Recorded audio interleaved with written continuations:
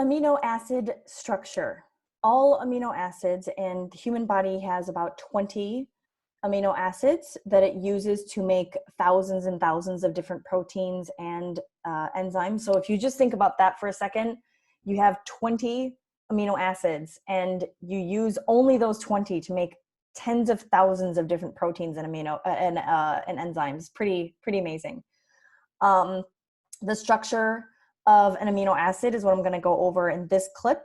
All 20 amino acids have the same basic structure. There's only one difference, and I'll get to that in a second. But they all start with a central carbon.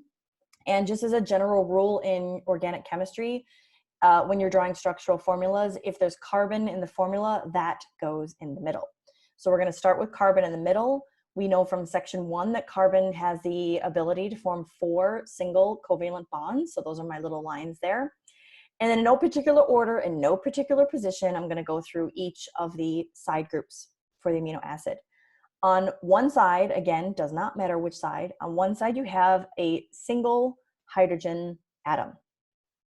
On another side, you have kind of the namesake of this molecule, amino acid, you have what's called an amino group, and that is an NH2. Okay, NH2 group. On a third side, you have a carboxyl group, which is another functional group, and that is carbon, which is double bonded to an oxygen and a hydroxyl group. So COOH, that is carboxyl, and NH2, that's an amino group. So these two are both functional groups. You remember, functional groups are groups of atoms that have a particular property, and when they are in a compound, in a larger compound, they're going to give that property to that compound. Okay, the last group is the one that's really important. Let me change the color. This is the R group. I have another video explaining how the difference in R groups, particularly whether the R group is polar or non-polar, can change the structure of the protein, because the key to a protein's function is its shape. I use the phrase form follows function, which means the shape of things is due to the function of the thing. So every single amino acid has this same structure. It has the hydrogen, the single hydrogen, the amino group, the carboxyl group, and the R group. Now the R group for each of the 20 amino acids is different. And you can look in the text, they should have the example of, I can't remember if it was valine, I can't remember the name of it, but it's a CH3 in the example in the text. And actually, since it's, yeah, it's right here. Huh. Alanine, I was wrong, whoops.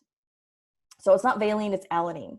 So for this particular amino acid, you can see on the left-hand side, oops, sorry, let me get my marker.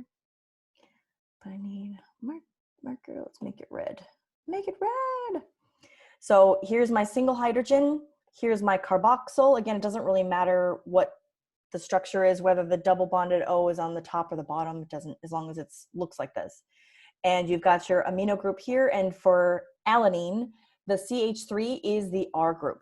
Now, this particular R group is non-polar, and the key to polarity is, and you can see here, actually, it's oxygen and hydrogen together. When you have oxygen and hydrogen together, that's going to create polarity right away. So that is the basic structure of an amino acid.